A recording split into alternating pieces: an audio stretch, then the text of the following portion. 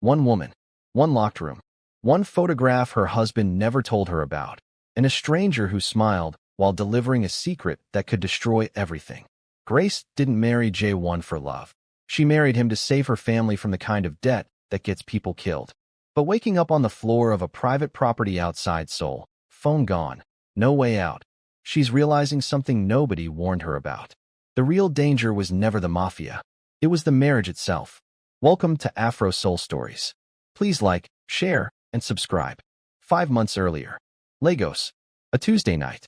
Grace Holdens was sitting at her kitchen table with her laptop open and her reading glasses on and a cup of tea going cold beside her when her sister called.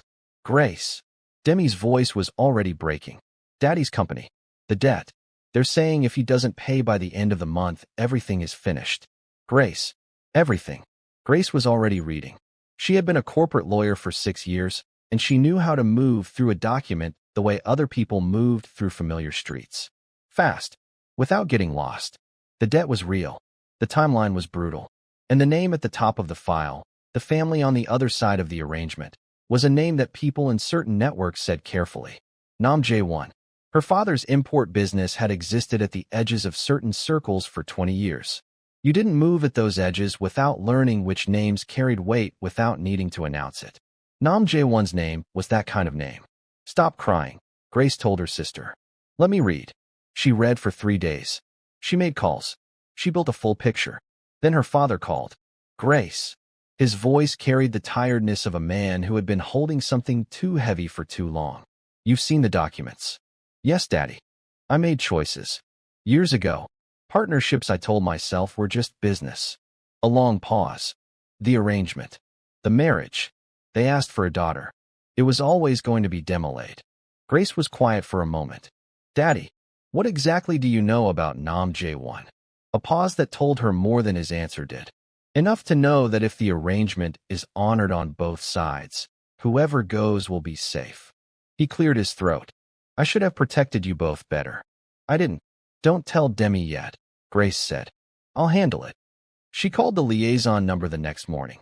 When the man picked up, she said, I understand Mr. Nam requested a Holden's bride for the arrangement. I'm the eldest daughter. Grace Holdens. I'll come in my sister's place. A confirmation came back. She started packing. Telling Demi was its own event. Demi cried for 20 minutes. Got angry for 10. Said you can't do this 8 times while Grace folded clothes into a cream leather suitcase without stopping. I can and I am, Grace said. But your life, Grace, will still be my life. She folded a silk blouse carefully. I'm a lawyer. I know what I'm agreeing to. You don't know him. What if he's horrible? Then I'll deal with it. What if? Demi paused for full dramatic effect. Grace. What if he's ugly? What if you sacrifice yourself and take a 14-hour flight and the man is genuinely not fine? That would be the actual tragedy of this entire situation. Grace laughed so hard she had to sit down on the edge of the suitcase. Demi started laughing too, and they sat on the floor of Grace's bedroom at 11 p.m. laughing until Grace's eyes were wet and something loosened in her chest that she hadn't realized was tight. The morning of the flight, Demi showed up at 5 a.m. with a bag of provisions from their mother, another bag of things she'd packed herself, and the energy of someone running purely on love and terror. She reorganized Grace's perfectly packed suitcase with complete confidence. Demi, I'm just rearranging. Demi, step away from my suitcase. At the departure gate, Demi waved with both arms like Grace was sailing across an actual ocean. Grace raised one hand, calm and precise, and walked through without looking back. Because looking back wasn't something she could afford right now. On the plane, she slept for 5 hours and spent the remaining 9 reading everything she could find about Nam Jae-won. His organization, his reach, the allied families, a rival faction called Shin that had been testing borders for 2 years. She read his name across enough documents to understand that this was a man whose power had simply become the nature of things in certain parts of Seoul. Like weather. You didn't argue with it. You learned it. She could not find a single photograph of him smiling. Seoul arrived below the plane window in the late afternoon. The Han River cutting through the city like something it had built itself around. Grace pressed her forehead briefly to the glass. Okay. Here we go. A beautiful black car was waiting at Incheon. long and dark and quietly serious. A driver in a charcoal suit holding a sign with her name. The interior was cream leather, warm and hushed, and Grace settled into it and watched Seoul move past the tinted windows as they drove. The city shifted around her, busy and urgent near the airport, and then gradually quieter, more deliberate, the particular stillness of serious money in the air. The private road appeared, and then the house at the end of it, and Grace leaned slightly forward in her seat. She had built an image in her mind on that plane. Glass and steel. Something cold and architectural. Power announcing itself.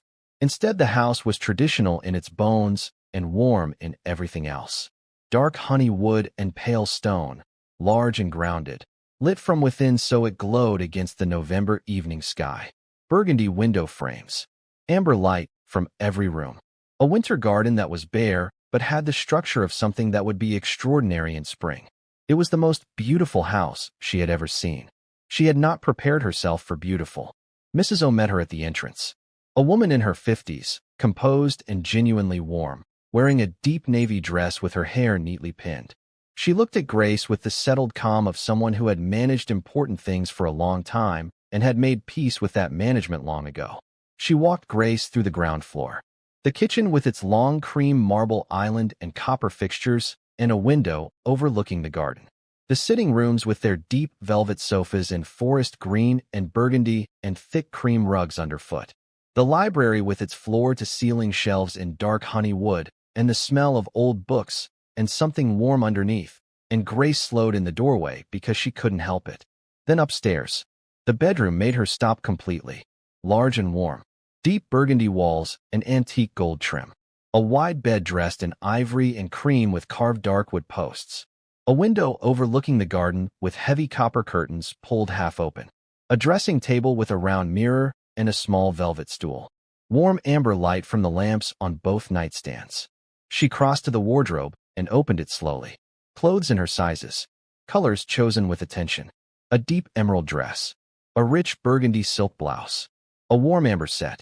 An ivory coat. Someone had thought carefully about what would look right against her brown skin. Someone had made deliberate choices. On the dresser, a silver watch. On one nightstand, a thick novel with a leather bookmark. On the other, hers, a small lamp with a warm amber shade and nothing else yet. His cologne was faint in the room. Clean and woody and warm.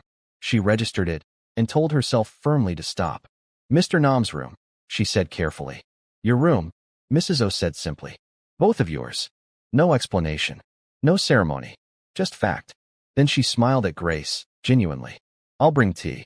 The journey must have been long. She came back with tea in a beautiful celadone cup and set it on Grace's nightstand. Then beside it, she placed a tall glass of fresh cold orange juice. Grace looked at the glass. Mr. Nam asked me to find out what you preferred, Mrs. O said. He wanted to make sure there was something you'd actually want. Grace wrapped both hands around the teacup and kept her face perfectly neutral. Her phone buzzed. Demi Grace. Status report. Immediately. Grace, just arrived. House is beautiful. Real house, not a penthouse. Warm. Wood everywhere. Big garden. Demi, and the room. Please tell me you're not sharing with a stranger. Grace, we're sharing. Demi, Grace abide in Holden's. Grace, he asked Mrs. O to find out what I like to drink. There was cold orange juice waiting. Demi, he found out what you like to drink. Grace, yes. Demi, okay. 1 point. He gets exactly 1 point. Don't let it go to his head. She met him that evening. She was in the library, running her fingers along the book spines, when she heard the front door. Footsteps in the corridor. Unhurried, but with a weight to them. The footsteps of someone who had never once had to move out of anyone's way. Then he appeared in the library doorway, and Grace looked up, and her brain did something she wasn't ready for. Nam Jae-won was tall, broad-shouldered. A long dark charcoal wool coat over a black cashmere sweater. Perfectly tailored trousers in deep charcoal, dark shoes that were quietly expensive. His face was not the kind of face that belonged in ordinary life. Sharp jaw, dark eyes that swept the room once, and then found her and stopped there. His hair was dark and fell slightly across his forehead. He looked at her with a complete directness, no pretense of not looking, and something moved through his expression so fast she almost missed it. Almost. Miss Holden's, he said. Clean English. Barely accented. Mr. Nam, she said. He came into the library and sat in the chair directly across from hers. Not the furthest one. The closest one. He settled into it like he intended to stay, and Grace put her book down. They talked for an hour. About what the arrangement would look like day to day. What she needed to keep her own work. What she was and wasn't agreeing to. He answered everything directly. When she pushed on something he didn't deflect, he engaged. And this was more disorienting than if he'd been difficult. She had prepared for difficult. Dinner was in the dining room. Table set at one end, so they were close. The food arrived and Grace went still. Korean dishes beautifully prepared. Bulgogi and japchae and a soft sundabujigi that smelled like something her father would have loved. And beside them, in their own dishes, jollof rice with the right color and the right smell, a small pot of pepper soup with steam rising from it, a cold bottle of malt. And then Mrs. O set a tall glass of fresh orange juice directly in front of Grace. Grace looked at the glass, then at him. I asked Mrs. O to make sure there was something from home, he said simply. She found someone who knew how to make it right. Grace looked at the table. The orange juice. The pepper soup. The jollof rice, here in Seoul, on this man's table, because he had asked for it. Something warm moved through her chest, and she gave it exactly 2 seconds before she picked up her chopsticks. This is very thoughtful, she said quietly. You're a long way from home, he said. That shouldn't mean you have to eat like it. She tasted the jollof. It wasn't her mother's, but it was good, and it was familiar, and it was here, and Grace thought that she was going to have to be extremely careful with herself going forward. They ate in a silence that wasn't uncomfortable. He poured her water before she reached for it. She told him about her law practice, and he asked questions that showed he'd actually heard the previous answer. She asked about Seoul, and he described the city the way people describe places they love without realizing they love them. Practically, but with warmth underneath the practicality. When she finally went upstairs, Mrs. O was in the hallway with a fresh glass of water and said good night with genuine warmth. Grace got into her side of the bed, the side with the empty nightstand, and lay in the warm amber dark and thought about a man who had orange juice waiting and sat in the closest chair. Demi, it is 1 a.m., and I cannot sleep until you tell me something real. Grace, he had Nigerian food at dinner. Jollof rice, pepper soup, orange juice. Demi, he put Nigerian food on his own table. In Seoul. For you. Grace, yes. Demi, that is not 1 point. That is at least 8 points. He now has 9 points total. Grace. Grace, good night, Demi. Demi, 9 points. The traditional wedding ceremony was 4 days later. Grace was in the dressing room with her hands flat on her thighs, doing the deliberate breathing she used before difficult cross-examinations when Mrs. O came in, looked at her face once, and sat down beside her without being asked. New country, new life, new everything, Mrs. O said quietly. It's allowed to feel large. I'm fine, Grace said. Mrs. O looked at her with the patience of a woman who had heard that answer many times. He has been more careful about this, she said, than about anything I have seen him do in 11 years. She paused. I thought you should know that. Then she helped Grace into the hanbok. In the hanbok, Grace stood in front of the mirror and went completely still. Deep rose silk with gold embroidery that caught every light. The jiagari fitting perfectly across her shoulders. The heavy skirt falling in layers that moved when she breathed. Her long brown hair pinned with small gold flower pins. Half up, warm waves falling down her back. Her makeup warm and precise and right for her face. Gold and rich and built specifically for her skin, her features, her. She looked like herself, but more. Like the fullest version of herself had been here waiting. Her phone buzzed with a voice note from Demi. Grace, I've been up since 4 a.m. I prayed for you this morning. God of Abraham, Isaac, and Jacob, please let this man know what he has. Please let him be good to her. She deserves someone who knows what they have. Amen. Also, Daddy went into his study this morning with the door closed, and I think he was praying too, but you know how he is. Okay, you're going to be so beautiful today. I love you so much. Text me everything. Grace listened to it twice. Then she picked up her skirt and walked out. The courtyard was decorated in winter white and gold. Small and intimate. About 20 people she didn't know yet. Cold November air carrying something faintly floral underneath it. Grace walked out into it, and Jae-won was standing at the front in a deep navy hanbok with gold detail at the collar, and he looked like he belonged in a painting. When he saw her coming, he went completely still. Not his usual controlled stillness. Something different. Something that looked like a man who had been braced against something for a long time and had just, in this moment, let go of the bracing. He took her hand when she reached him, warm and certain. His fingers closed around hers, and he did not let go through the entire ceremony. At one point, Grace glanced up and found him already looking at her. Not at the officiant, not at the guests, at her, with an expression so private and unguarded that she looked away first. She almost never looked away first. At the wedding dinner, he kept her close in the natural way, not performing it. He translated things quietly near her ear, his voice low, his mouth near her hair. He put food on her plate before she reached for it. When an older guest, silver-haired and important in the way of men whose importance had long ago stopped needing to perform, said something in Korean that made the table respond warmly, Jae-won leaned close to Grace's ear and said, "He said you are the most beautiful bride this family has ever seen." A pause. I told him I was already aware of that. Grace kept her eyes on her plate. Her cheeks went warm. She let them. Demi. Grace, it has been 3 hours. Grace, I'm at my own wedding dinner. Demi, and? Full details. What is he like? Has he looked at you? Grace. He told someone at the table he already knew I was beautiful. Demi. I am on the floor. Completely deceased. Grace. Do not tell Mum yet, please. Demi. Too late. Happy crying. Daddy came to ask why. It's a whole thing. Go enjoy your dinner. I love you. That night Grace was at the dressing table taking the pins from her hair when she saw him in the mirror. He was in the bathroom doorway in a deep navy robe, watching her with an expression that was quiet and full at the same time. He held out his hand.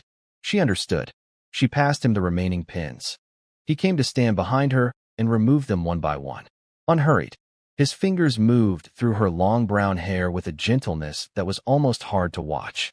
Grace kept her eyes on his face in the mirror. This man who could make rooms change with 3 words, handling her hair like it was something that mattered, and she thought she was in real trouble, and she had walked into it willingly, and she wasn't sure she minded. He set the last pin down. He met her eyes in the mirror. He bent and pressed his lips to the top of her head. Slow, deliberate, eyes closed. The warmth of it moved through her. Get some rest, he said quietly. He went to his side of the bed. Grace sat at the dressing table for a full minute and 40 seconds before she could make herself move. The weeks that followed had a rhythm she fell into with an ease that kept catching her off guard. Mornings at the kitchen island.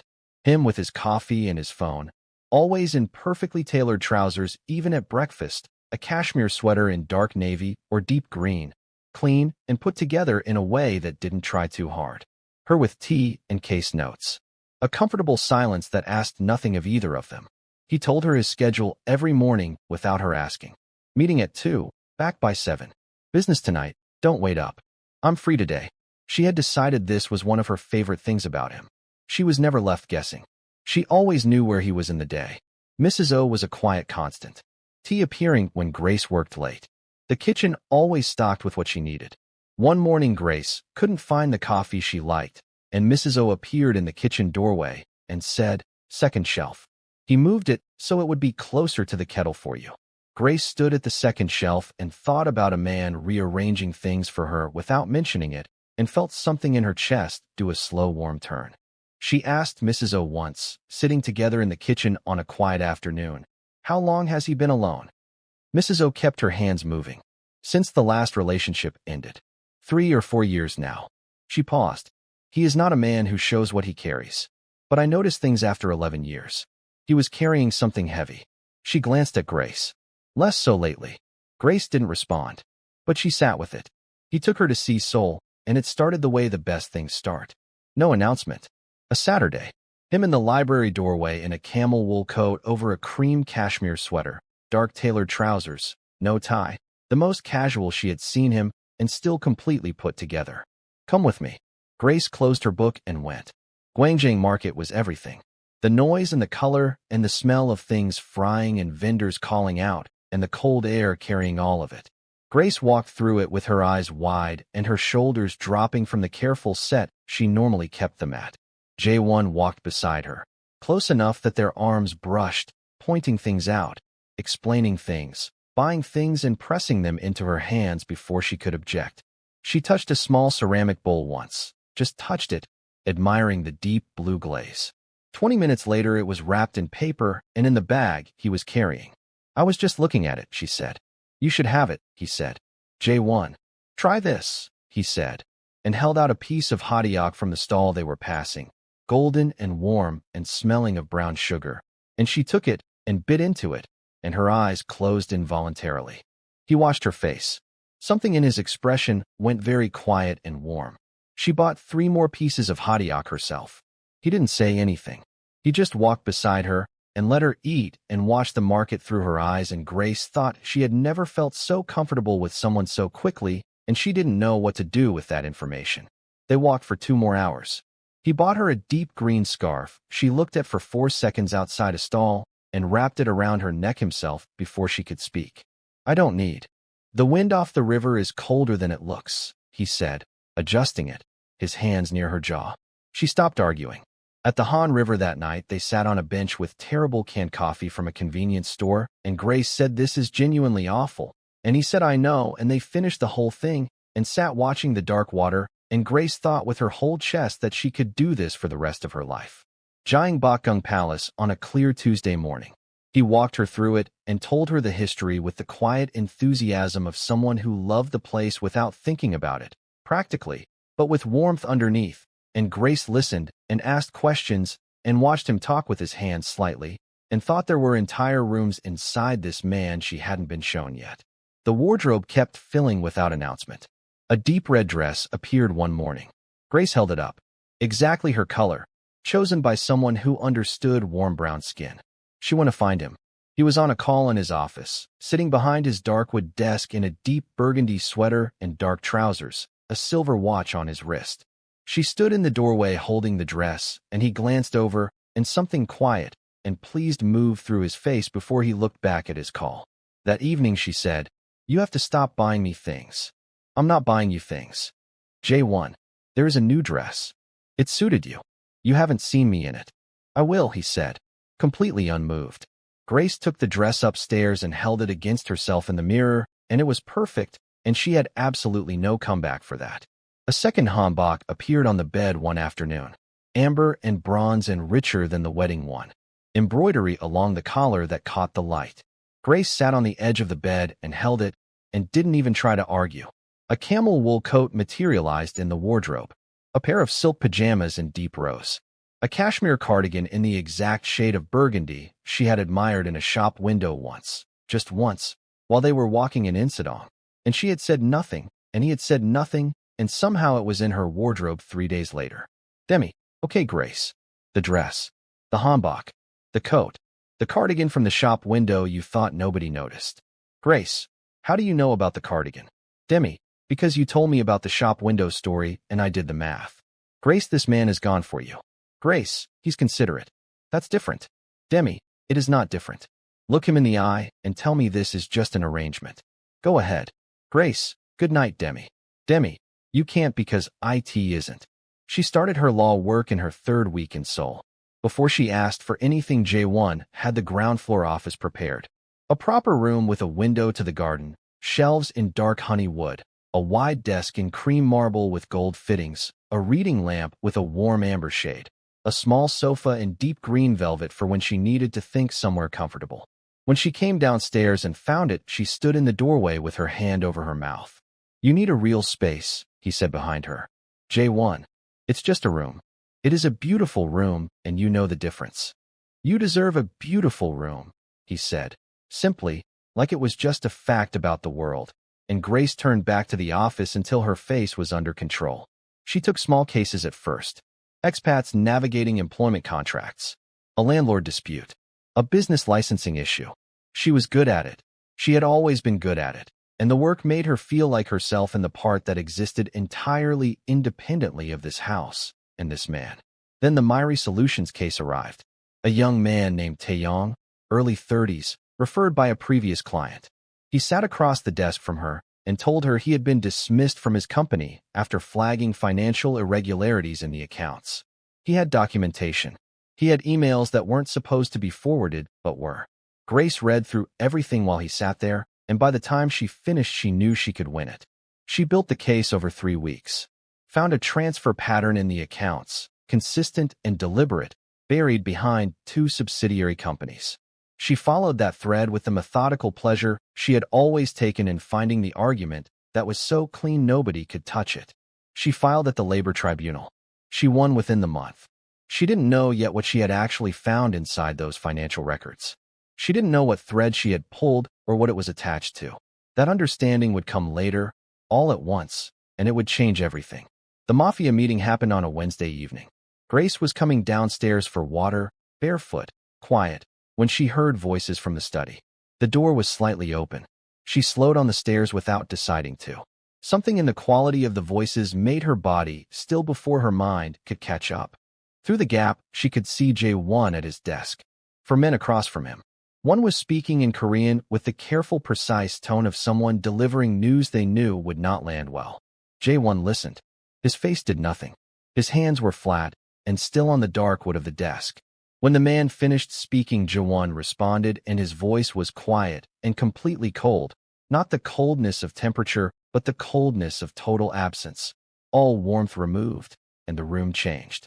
All 4 men shifted in small, involuntary ways. Whatever Jae-won said landed like a door being permanently closed. One man nodded. Then the others. They filed out past Park, who stood by the door, and walked them to the exit. Grace went to the kitchen, got her water, stood at the island looking at the dark garden through the window. She had spent 6 years in rooms full of powerful men. She knew the difference between power that performed itself and power that simply was. What she had just heard through that 2-inch gap was the second kind, stripped down to its essential nature. No performance, no audience, just what it was.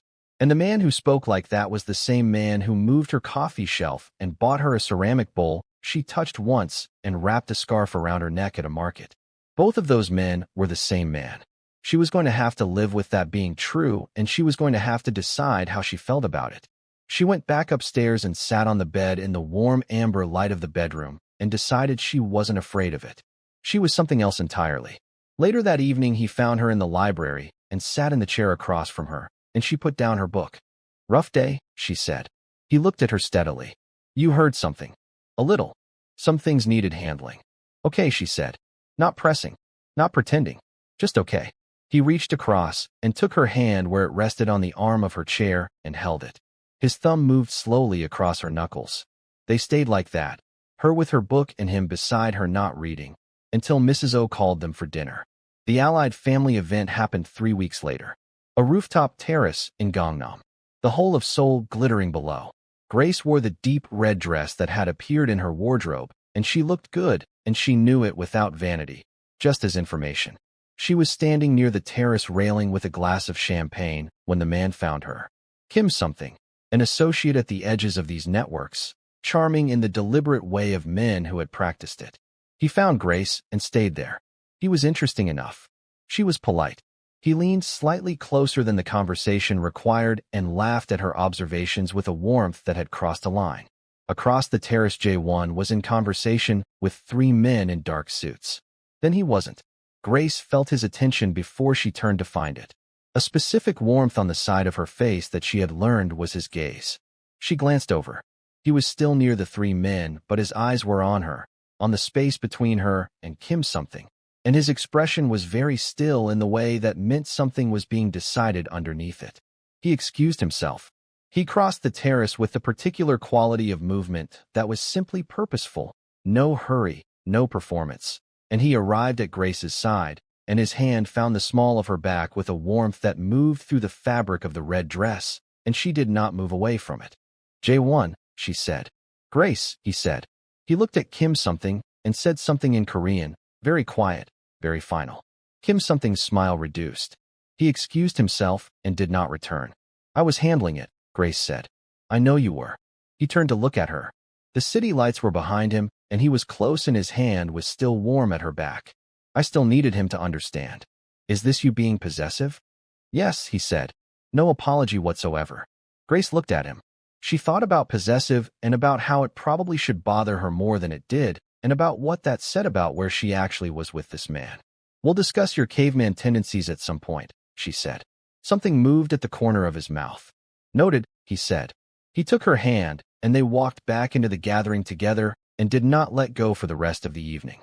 In the car home, the city slid past the dark windows, and his thumb moved slowly across her knuckles, and neither of them spoke, and the silence was full of something that had been building for weeks and was no longer pretending it wasn't there. Back at the house. Upstairs. Grace at the dressing table with her hair down around her shoulders and the emerald dress still on. The warm light of the amber lamps soft on the room. He came to stand behind her in the mirror the way he had done on the first night, except this time there were no pins to remove. No practical reason for the position. Just him choosing it. He turned her chair slowly, so she faced him. He crouched to her eye level. He looked at her face the way he looked at important things, completely, and without hurrying. And then he lifted his hand and tucked a strand of hair behind her ear, his fingertips trailing along her jaw. Grace's breath did something she had been telling it not to do for weeks. He leaned forward and kissed her. Soft at first, a question, and then when she leaned toward him instead of away, his hand came up to hold the side of her face, and it became something else, warm and certain and full of every morning at the island, and every hand held, and every forehead kiss. And Grace reached up and held his wrist and kissed him back with everything she had been filing away. When they pulled apart, his forehead dropped to hers. Both of them breathing. The room very quiet. "Grace," he said. "Don't make it weird," she said. He laughed, low and surprised and real. The first time she had heard that laugh, the real one, unguarded, and she thought she would keep the sound of it for the rest of her life. He stood and pressed a kiss to her forehead before he went to his side of the bed. Long and deliberate, eyes closed. She closed hers. In the morning, he brought her tea before she was fully awake, sitting on his side of the bed and handing it to her while she was still trying to find consciousness. And she took it with both hands and looked at him over the rim, and he looked back with the quiet, warm expression that had become one of her favorite things, and she thought this too was something she could do for the rest of her life. He kissed her cheek before he went to his morning calls. She held very still and let herself feel the warmth of it. "Demi, something has shifted. Your voice notes sound different. There's a lightness. What happened?" "Grace, I don't know what you're talking about." "Demi, you're smiling while you type. I can feel it from Lagos." "Grace, go to sleep, Demi." "Demi, it is 2 p.m. in Lagos." "Grace, then go do something productive." "Demi." Grace. 6 weeks into the marriage, J1 told her at breakfast that he had to go to Tokyo. 2 days. A meeting he couldn't do remotely. He'd be back Thursday evening. He laid it out the way he always did, clear and complete. "I'll be fine," Grace said. He looked at her across the island. He set down his coffee. He came around to where she was sitting, and she turned toward him, and he held her face in both hands and kissed her forehead. Then her cheek. Then tilted her face up and kissed her mouth, brief and warm and deliberate. 2 days, he said against her forehead. 2 days, she agreed. She watched the black car go from the entrance hall window and told herself the hollow feeling in her chest was just adjustment. The first day was fine. She worked, she had a Pilates class, she had dinner with Mrs. O in the kitchen because the dining room alone felt too large. The second morning she went out for coffee, and by the time she got back something had changed. She didn't notice at first. She had been home for maybe 20 minutes, moving through the house, when Park's man appeared in the corridor and his face was wrong. "Mrs. Nam." His voice was low and urgent. "We need to move you. Now." Grace closed her laptop. Stood. She followed him, and she could already hear something from the back of the house. Not an accident. Not something falling. Something deliberate and fast. And her heart rate jumped, but she kept her face level because she had grown up at the edges of certain worlds, and she knew that panic was the worst thing you could give a situation like this. They were moving through the corridor when the side door burst open. Not the front door. The side, which meant someone knew the layout. 2 men came through fast. The first went directly at Park's man, and they collided into the wall hard enough to crack the plaster. The second came for Grace, and she did not freeze. She turned and ran, back through the sitting room, and she grabbed the heavy table lamp as she passed the console table and swung it at the man when he caught her arm, and he stumbled, and his grip shifted, and she ran again. She made the main staircase. A gunshot cracked through the house from somewhere behind her, sharp and enormous in the enclosed space, and her stomach turned over, and she kept moving. Second floor. The master bedroom. She shoved the dresser against the door with her whole body behind it and grabbed her phone from the nightstand. She called J1. He picked up before the first ring finished. "Grace." Already knowing. "There are men in the house." Her voice was steady. She was proud of it for being steady. I'm in the bedroom. I've pushed the dresser against the door. There were at least 2 of them. There was a gunshot. She heard him stand. Chair. Footsteps already moving. Are you hurt? No. Don't open the door for anyone who doesn't say the word home to you first. Anyone. Do you hear me? Home. I hear you. She stayed on the line. She could hear him on another phone. Rapid Korean. The voice of a man issuing instructions that were not being questioned. She stood beside the dresser with her back against the wall and waited. Home. A voice from the corridor. One of Jae-won's men. She recognized it. Home, Mrs. Nam. She moved the dresser. Opened the door.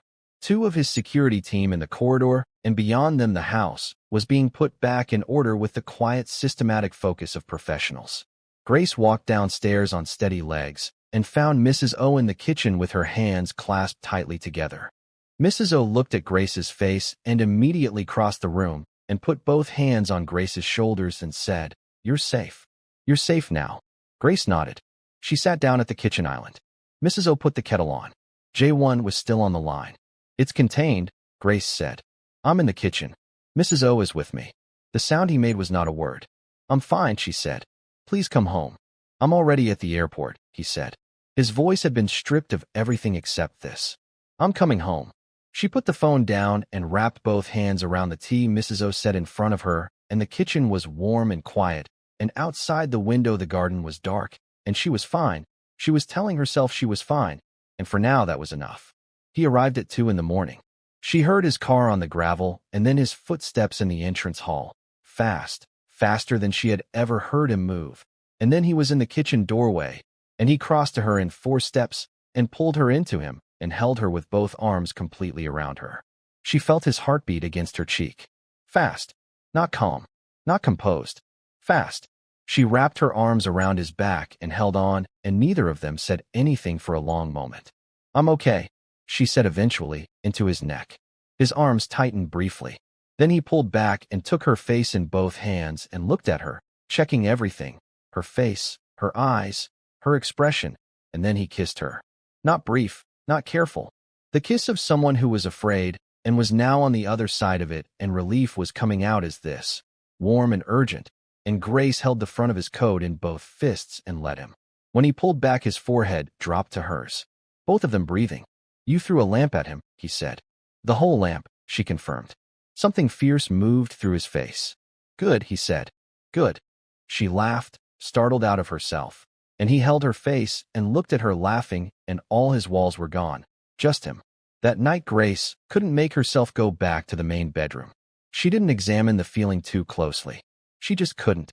Too much had happened in that room today, and she needed a space that felt uncomplicated. She took her silk nightgown and went to the guest room at the end of the corridor. Ivory silk, light and soft, and she got into the bed in the dark and pulled the covers up and closed her eyes. She fell asleep faster than she expected, the body demanding what the mind couldn't ask for. She didn't hear him come in. She only knew he was there when she felt the bed shift and his arms come around her, careful and slow, pulling her into him from behind. Grace stirred. When she realized it was him, she didn't pull away. She turned, half asleep, into him. Her face went into his neck. And then the tears came, quietly, without announcement, just there, running down her face because she didn't have anything left to hold them back with. He held her tighter. His hand moved through her long brown hair. "I've got you," he said, low and close. "You're safe. I've got you." "I was scared," she said. Small. Honest. His arms tightened. He pressed his lips to her forehead and kept them there. "I know," he said. "I'm sorry. I should never have left you like that." His voice was rough with it. "I'm not leaving you alone again. You hear me? Not like that. Not ever." She pressed closer. She held him tighter. He stayed. Sometime in the dark of the night, she woke up burning. She was too hot, and then too cold, and her head was heavy, and it took her a moment to understand what was happening.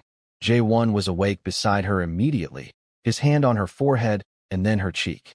"You have a fever," he said. "It's just, you have a fever, Grace." He was already moving, starting to untangle himself from her. "I'll get medicine." She grabbed his arm. He stopped. She held on. She didn't say anything. She just held his arm and looked at him in the dark, and the message was entirely clear. "Don't go." He looked at her face for a moment. Then he settled back against the pillows and pulled her close again and reached for his phone and called Mrs. O instead. His voice was quiet and calm while he spoke to her, one hand still in Grace's hair the whole time, and 15 minutes later Mrs. O appeared at the guest room door with medicine and water and a cold cloth and managed everything with quiet efficiency before disappearing again. Jae-won pressed the cold cloth to Grace's forehead. She closed her eyes at the coolness of it. His hand was warm underneath, holding it in place. "You can sleep," he said quietly. "Don't go," she said. "I'm not going anywhere," he said. She slept. She woke up in the morning with her head on his chest, and the fever slightly lower and the early winter light coming pale and clean through the guest room curtains, and he was still there. She could feel his breathing, slow and even. She looked at the ceiling of the guest room and thought about everything. He stayed. After everything. He came home from Tokyo in the middle of a meeting and held her in the kitchen and kissed her, and then came to find her in a guest room in the dark and held her all night. He was still here. She closed her eyes again. The recovery took 2 days. He barely left the house. Business handled from the study or not handled at all. He brought her things without being asked. Tea exactly as she liked it. Food at the right time. A book from the library that he set on the nightstand without comment. He checked on her in the way of someone who was not performing concern but genuinely could not stop doing it, appearing in doorways, sitting beside her when she was reading, his hand finding hers without preamble. On the second afternoon she came fully downstairs, and he was in the kitchen and he made her something to eat, and she sat on the counter and watched him and thought it was the most domestic and extraordinary thing. This man in his dark tailored trousers and cashmere sweater making her soup in his beautiful kitchen like it was the most natural thing in the world. "Thank you," she said, "for the last 2 days." He looked at her. "You don't need to thank me." "I know," she said. "I'm doing it anyway." He crossed to where she was sitting on the counter and stood close and tilted her face up and pressed a kiss to her forehead. Long and deliberate. She closed her eyes. 5 months into the marriage, Demi arrived. She texted from the airport in Lagos before she even told Grace she was coming. "Demi, hi. Quick question. What terminal is Seoul Incheon Airport?" "Grace, why?" "Demi, just curious." "Grace, Demilade." "Demi, I may have already booked a flight." "Grace, Demi. Demi, I arrive Thursday. Terminal 1. Please have food ready because airport food is a scam and I will be hungry and cranky and you don't want that." "Grace, we talked about this." "You don't have to." "Demi, Grace, I have been sitting in Lagos for 5 months receiving voice notes and text messages and I need to inspect this situation in person. Also, I miss you. Also, I already packed. The bag is already packed, Grace. It has been packed for 2 weeks, just in case." "Grace, did you tell Mom?" "Demi, she helped me pack and put in a bag of things for you. Said to make sure you're eating well." "Grace, Demi. Demi, Thursday. Terminal 1. I love you. See you soon. Bye." She arrived on a Thursday afternoon in December and got out of the black car in front of the house wearing approximately 4 layers of clothing because she had watched videos about Seoul winters and taken them seriously. A thick cream coat over a burgundy jumper over what appeared to be a thermal top, a hat pulled down to her eyebrows, and a scarf wrapped twice around her neck. And she looked up at the house and stood completely still. "Grace," she said. Just that. In the voice that contained a whole paragraph. "I know," Grace said. "Grace. I know, Demi. This is a house. I know. A whole house. With a garden. In Seoul. Come inside before you freeze to death." Jae-won was at the entrance when they walked in. He stood in the doorway in dark tailored trousers and a deep green cashmere sweater, his watch on his wrist, his hair slightly across his forehead, and Demi stopped walking. She looked at him, then at Grace, then back at him. "Sir," she said, in her clearest English, "you are extremely fine. My sister told me you weren't ugly, but she severely undersold the situation." Jae-won looked quietly and genuinely delighted. "Welcome," he said. "Mrs. O has your room ready." Demi looked at Grace with enormous eyes. "He has a housekeeper?" she whispered. "You're still within earshot," Jae-won said, pleasantly. Demi pointed at him. "I like you," she said. "You have been awarded 11 points. Effective immediately. What happened to 10? Grace asked. The housekeeper pushed him over the threshold.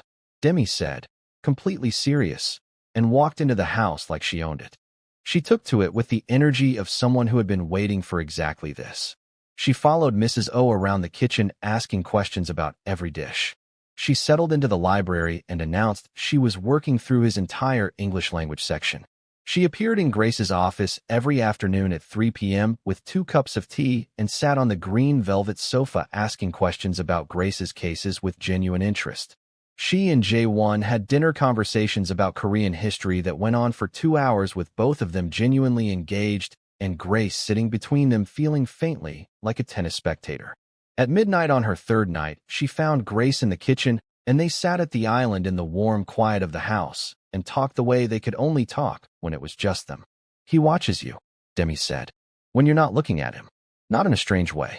In the way of someone who still can't quite believe you're real." Grace looked at the dark garden through the window. "When did you last have that?" Demi said, quieter. "Someone who looks at you like that?" Grace didn't answer. "You came here to save me," Demi said, and her voice had changed. The lightness was gone. "I think about that every single day, Grace. You got on that plane for me." "Stop. I'm just saying. Whatever this is, whatever you found here, I'm glad." She reached over and took Grace's hand on the island counter. "You deserve something good." Grace squeezed back, and they sat in the good quiet of sisters. 3 weeks into Demi's visit, Grace mentioned her friend casually during dinner. Just in passing, describing how she'd spent her morning, saying she'd had Pilates and coffee with a friend she'd met at the studio a few months back. Warm, funny, had helped Grace navigate Seoul. Demi was eating, and she went very slightly still. "What's her full name?" Demi said. "Casual. I just know her by her first name," Grace said. "Why?" "Just asking," Demi said. She picked up her phone and started doing something on it that she didn't explain. The next day, Demi asked to come to Pilates. She was perfectly pleasant to Grace's friend, Yuna, throughout the class and over coffee after. Warm and funny, the Demi she was with everyone. But Grace, who had known this woman her entire life, caught her watching once in the studio mirror with a stillness that was not exercise focus. Walking back without her friend, Demi said, "How did you meet her again?" "At the studio. She was beside me at the bar on my first day. We just clicked." "And you've been close for how long?" "A few months. Since around December." Demi nodded. She didn't say anything else. That evening she said, "Just watch her a little." "Okay, just a little." Grace filed this under things she didn't want to be true. 2 weeks later, Yuna suggested lunch at a private members club in Gangnam. The kind of place that didn't advertise because it didn't need to. Warm, low lighting, beautiful interiors, deep burgundy walls, and cream marble, and the kind of quiet that money made. They were shown to a private lounge, soft sofas, and a low table, and ordered and talked the way they always talked, easy and warm. Halfway through Grace's drink, the edges started going soft. She noticed it the way you notice something wrong with your vision, a slight blur, thoughts not connecting quite the way they should. She set down her glass. She looked across the table. Yuna was watching her, and the expression on her face was different. The warmth was still there, but underneath it something else, something that had been waiting. "I should tell you something," she said, "because I think you deserve to know." She leaned forward slightly. Jae-won never wanted to marry anyone. Not really. Not until he saw someone. For years ago, in a hotel in Miami. She paused. "You should ask him about the photograph in his nightstand drawer. Ask him who it's a photograph of. Ask him what he was really doing when he came for the Holden's family arrangement." She smiled. The smile was full of things Grace couldn't organize properly with her thoughts going the way they were going. "You were never his first choice. You were his obsession. There's a difference." Grace tried to stand up. The room tilted. She reached for the table, and it wasn't where she expected it to be. That was the last thing she remembered clearly. She woke up on the floor of a cold room. The room was clean and empty, and the walls were smooth pale plaster, and there was a window high up that let in gray winter light, and nothing else. No furniture except a single chair. The cold was serious, the kind that got into your joints and stayed there. Her coat was still on, but it wasn't enough. Her phone was gone.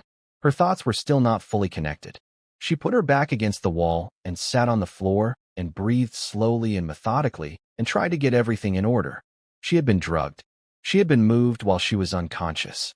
She was in a private property somewhere. She could tell from the quality of the silence. No street noise, no neighbors, somewhere outside the city. She was locked in. She was cold. And underneath the fog and the cold and the careful methodical breathing, one thing was sitting perfectly clear. Ask him about the photograph in his nightstand drawer. Jae-won called Grace at 4 in the afternoon. No answer. He called again.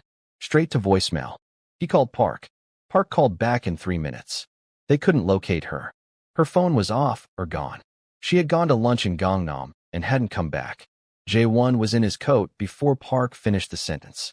He walked into the house and Demi was in the sitting room, sitting very upright on the edge of the green velvet sofa, her phone in both hands, her face tight with a worry she was trying to keep contained.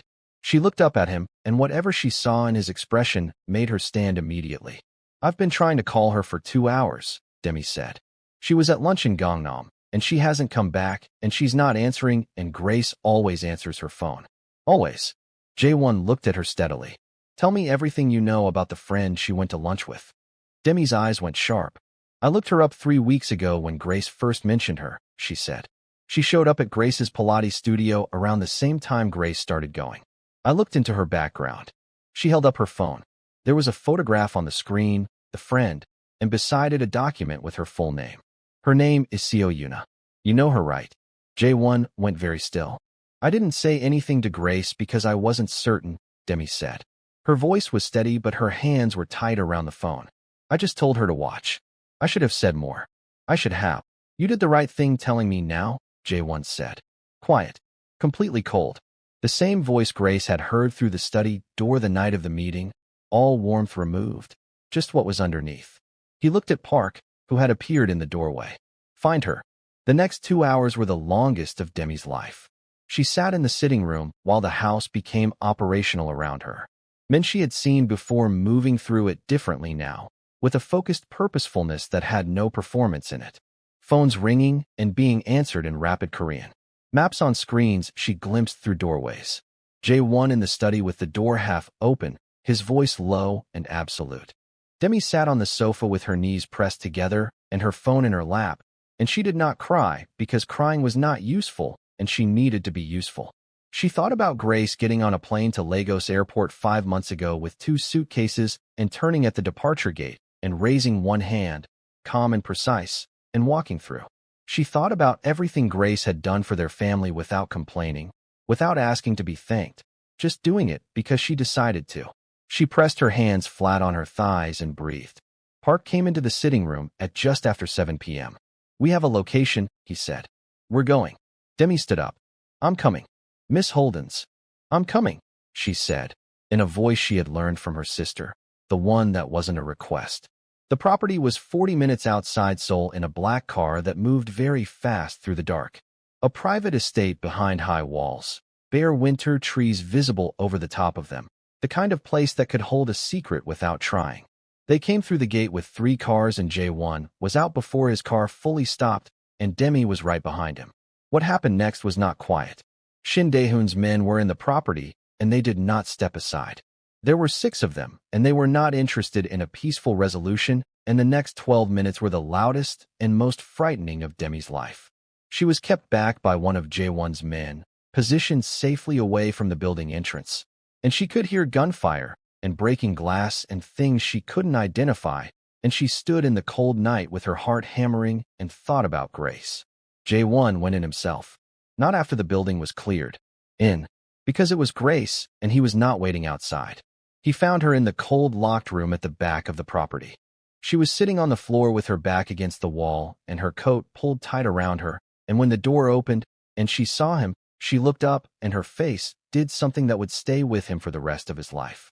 He crossed the room and got down in front of her and took her face in both hands and looked at her, checking everything, and she said, "I'm okay," in a voice that was still slightly soft around the edges from the drug, but was hers, entirely hers. And he pulled her into him and held her. She held on. Outside the room the building was being handled. Inside the room it was just them, him holding her on the floor with his coat around her shoulders and her face in his neck, and she was cold and still slightly out of it, and she was okay. She was here. She was okay. Demi was waiting when they came out of the building. She crossed to Grace immediately and held her. Grace held her back. "I'm okay," Grace said, into Demi's shoulder. "I know," Demi said, her voice very tight. "I know you are. I know." They took her to the hospital. Not for any single serious injury, but for the drug and the cold and the shock of it. To have everything checked and documented and managed properly. A private hospital room, warm and clean. Grace in a hospital gown under a heavy blanket with an 4 in her arm and color coming back slowly into her face. Mrs. O arrived within the hour. She had not been asked to come.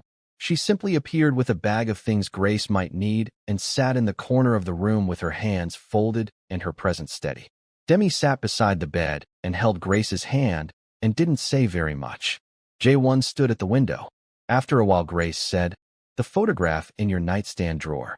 The room went quiet. Demi looked at Grace, then at J1. She stood up and said she was going to find tea and left without looking at either of them. J1 turned from the window. He came and sat in the chair beside the bed, the one Demi had left, and he looked at Grace directly. No flinching, no deflecting. "She told you," he said. "She told me to ask," Grace said. "So I'm asking." He was quiet for a moment, not gathering a story, just finding the right place to start. "For years ago," he said. "A hotel in Miami. You were there with friends.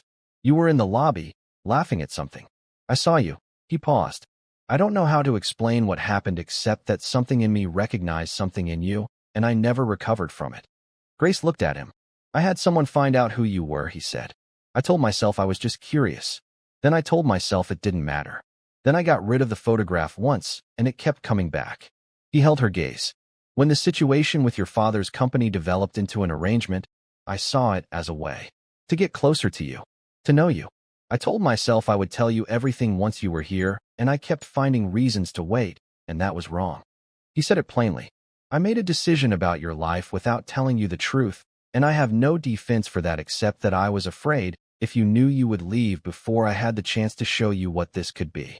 Grace was quiet for a moment. The 4 dripped steadily. Outside the hospital window Seoul was dark and full of lights. "Did you ever see me as just the goal?" she said. "As the woman you decided to have? Or did you see me as a person?" He looked at her with an expression she had never seen on him before. Completely open. No armor. Nothing managed.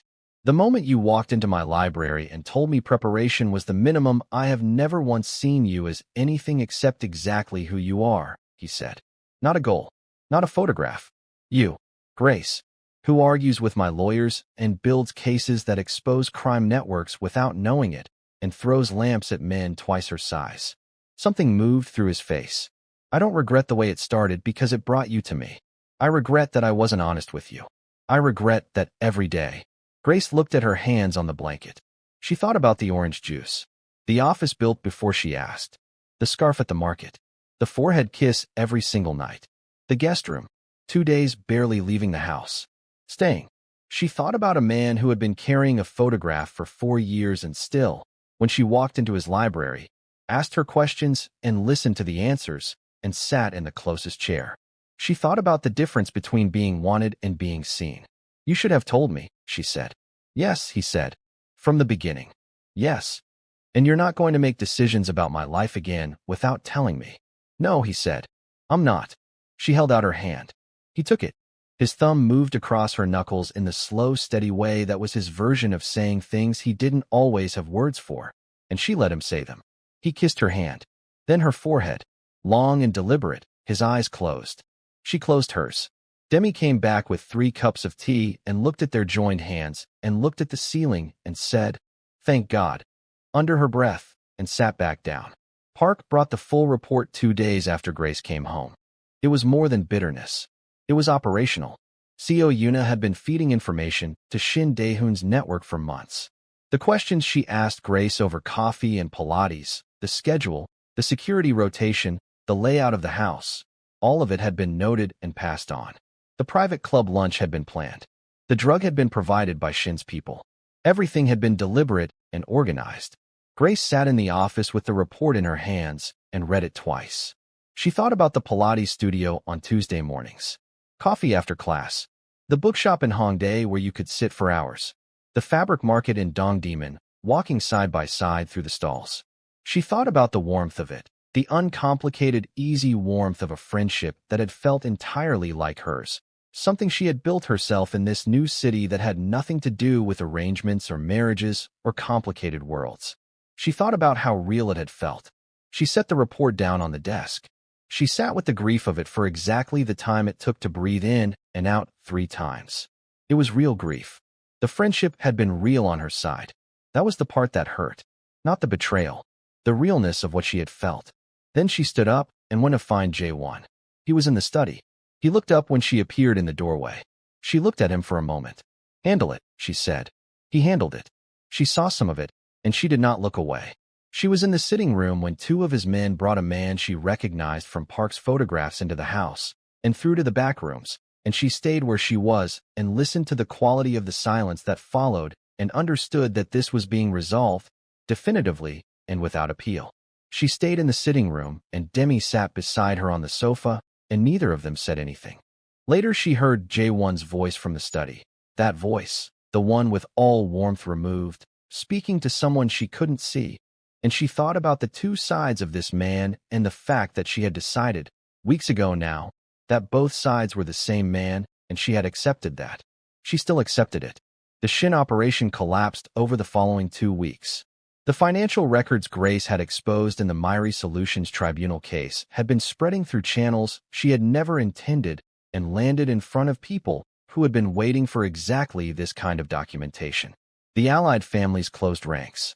Shin Dae-hoon, without his inside information and without the network he'd been building, found himself alone in a way that made everything he'd tried to protect worthless. It ended not with a single dramatic moment, but with a rearrangement. The quiet, definitive, final kind. Grace called Taeyong when it was over. "The situation connected to your case has been fully resolved," she told him. "You're free to move forward with your life." He said thank you 11 times. She told him once was sufficient. She hung up and sat in the beautiful garden office in the weak winter light and looked at the window to the garden and thought about everything. About who she had been when she arrived in Seoul 5 months ago and who she was now. About what she had come here to do and what she had found instead. About the difference between a plan and a life. Demi left on a Sunday. 3 suitcases because she had arrived with one and Seoul had happened to her. Grace drove with her to the airport and they stood at the departure gate and held each other for a long time. "You came here to save me," Demi said, into Grace's shoulder. "Stop bringing that up." "I'm bringing it up one more time, and then I'm done." Demi pulled back and looked at her sister's face. "You came here to save me, and you found something better than anything I could have arranged for you." "Anything." Her eyes were bright. "I'm going to feel grateful about that for the rest of my life." Grace pressed her lips together. "And he's fine," Demi said, her voice breaking into something lighter. "Like objectively very fine, Grace. That was a bonus from God." Grace laughed despite herself. "Go. Your flight." "I'm going. I love you. I love you." Demi picked up her carry-on.